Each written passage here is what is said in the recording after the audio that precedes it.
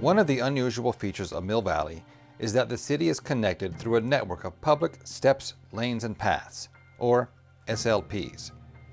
The origin of these public SLPs may be traced to the earliest days of Mill Valley. Many of the SLPs were created through the initial subdivision of what is now Mill Valley by Michael O'Shaughnessy, working for the Tamalpais Land and Water Company. O'Shaughnessy's subdivision maps provided a network of SLPs to facilitate transportation. Others were created through additional subdivision maps by developers such as Fred Schlingmann. They all had one thing in common. Each of the subdivision maps continued the tradition of Michael O'Shaughnessy of the original plan for Mill Valley.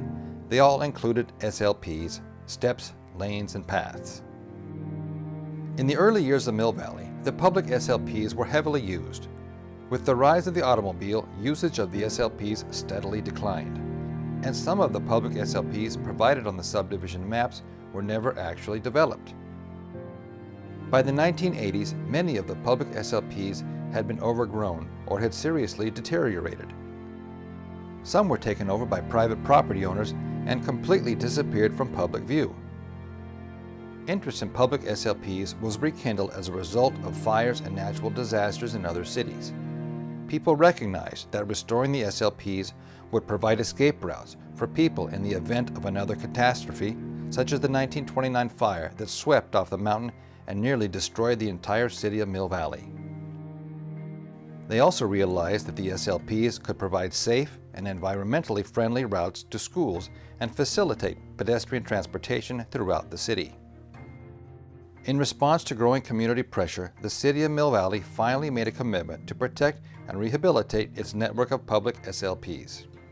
After extensive hearings and public input, in 1989, the city promised its citizens in the new general plan that Mill Valley shall preserve and restore its network of public SLPs. The 1989 general plan also called for the development of a comprehensive inventory of all the city's SLPs.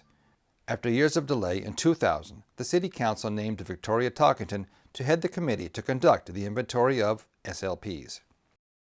In 2000, I was asked to head a citizens committee called for by the general plan. The purpose of that citizens committee was to inventory all of the city's steps, lanes, and paths.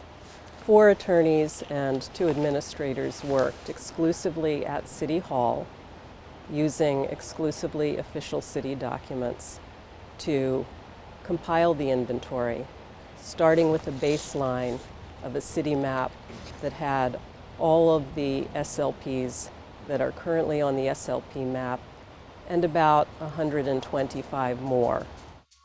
The inventory process was a time-consuming endeavor. It took 4 years and hundreds of hours to complete. The city then spent another 2 years notifying the community of the inventory and conducting hearings. Finally, the city approved the inventory and authorized the publication of a steps, lanes, and paths map, identifying the public SLPs. That map has been sold to the public for over a decade. Finally, in 2006, the map was ready for publication, and the city approved the publication of the map, authorized it to be sold to the public, and also indicated that the map should be posted on the city website and that the inventory, which included both paths on the map and paths that were not included on the map, would be part of the city's computerized database. The city also formed a committee consisting of 3 senior city employees and Ms. Talkington to prioritize the impassable SLPs for restoration and development. This committee compiled the so-called Top 25 Priority List of SLPs, which the City of Mill Valley approved in 2008. The city launched a joint volunteer city program which restored or developed many of the top 25 priority SLPs. I was involved with 3 other people in the development of the Top 25, the priority list for SLPs. The criteria that we used for selecting priority SLPs were safe routes to school and deteriorated condition of existing or developed SLPs, but most important was emergency evacuation routes. Following the turnover of the city's senior employees, the city's commitment to the SLPs appeared to wane. The city volunteer restoration program ground to a halt. The remaining projects on the top 25 priority list were left uncompleted, and encroachments by private property owners into public SLPs were left unchallenged. SLP 5, which is on the top 25 priority list and which is identified on the city's evacuation map, is an escape route in event of fire, is one example. SLP number 5, or Ethel Lane, was on the top 25 because it takes an area of Ethel Avenue and drops it directly right down onto Miller Avenue, which is a major transportation corridor. That's why it wound up on the top 25. There are many SLPs on the evacuation map, and they're all important. SLP 5 connects the residents of Ethel Avenue to downtown, where they come out on Miller Avenue. So it will be an important route for them to use in the event of evacuation. Does the city know that SLP 5 is closed off? The city does know that SLP 5 has been fenced off at the top. It was open until at least mid-2013, and that's kind of a century date because the city and volunteers first opened the path in 1913. So it had been open for at least 100 years to public traffic. It had been improved many times by the city over the course of 100 years. I was very concerned to see that SLP 5 was fenced off because this is a critical route for those residents of Ethel Avenue to be able to evacuate during an emergency. Among the many concerns of SLPs disappearing is one near the top of the Dipsy Stairs, between Edgewood and Dots Lane, known as SLP 119, the Dots Lane Path. The SLPs are on the SLP map. Dots Lane is on the SLP map. Nevertheless, the top of Dots Lane has been closed off, and the city has failed to halt additional fencing and construction at the bottom of Dots Lane. If a city tells a private property owner that it's okay to occupy an SLP, if it's okay to close off an SLP, it's going to be much more difficult in the future for the city to ever come back. The concern about the loss of Dots Lane is not just voiced by Tarkenton or Chavez. The city has really been unable to give us a straight answer with regards to who's responsible for maintaining it and who actually owns it. The fencing off of Dots Lane up here indicates that the city is not enforcing its obligation to keep the public paths open.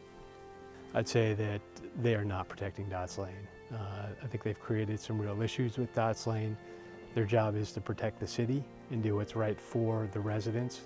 Or at least when we've approached the city in the past to talk about access to some of the SLPs, and one of which I live on, they have ignored our requests.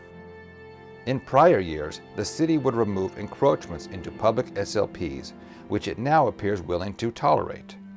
It was my responsibility to do the maintenance, upkeep, development, and protection of SLPs for the city of Mill Valley, and there are times where we had to remove some obstructions and some barriers. The approach on protecting SLPs changed markedly with the legal challenge to Myrtle and Tamalpais Lanes on the upper Middle Ridge. And after that time, the city of Mill Valley was less apt to take on a legal challenge to its SLP system. SLP 167, which is between Lovell and Tamalpais, did make it to the top 25, and that one's critically important as a fire evacuation route. It's one of 5 SLPs that spans the upper part of the Middle Ridge and is the only contiguous evacuation route for that section of town.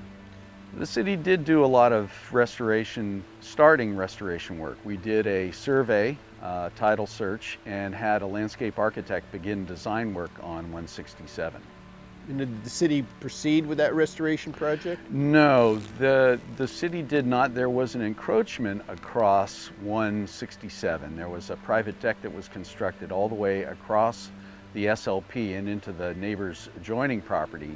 And when we tried to develop it, there was talk of a legal challenge, and the city stopped. Did the city take any action to require the private property owner to remove the encroachment? As far as I know, the encroachment was never dealt with and still exists. As far as you know, did the city ever proceed with the restoration of SLP 167?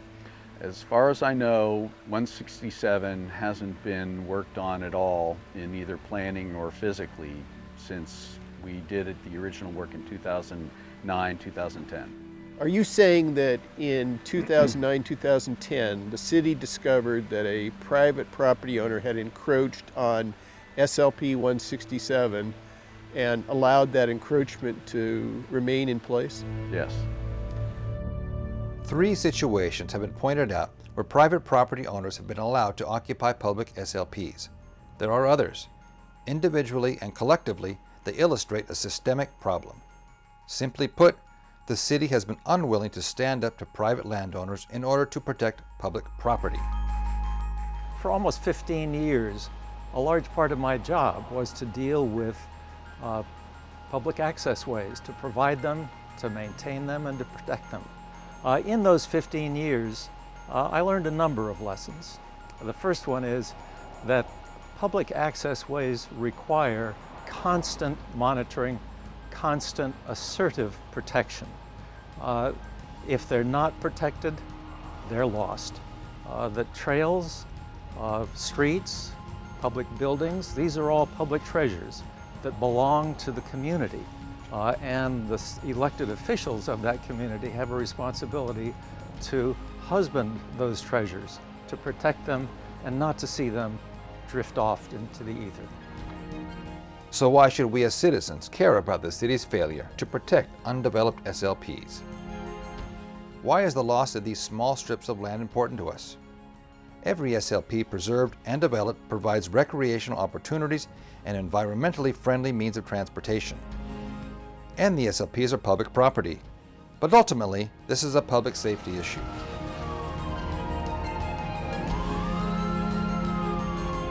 When the next massive wildfire sweeps off the mountain, the SLPs will provide critical escape routes for people fleeing on foot. In the Oakland Hills fire, many of the victims were overcome by smoke and flames while they sat in their cars, trapped in traffic jams on narrow roads. We face the real prospect of a similar disaster occurring here. And by preserving and restoring the steps, lanes, and paths, we can provide more escape routes when the fire comes.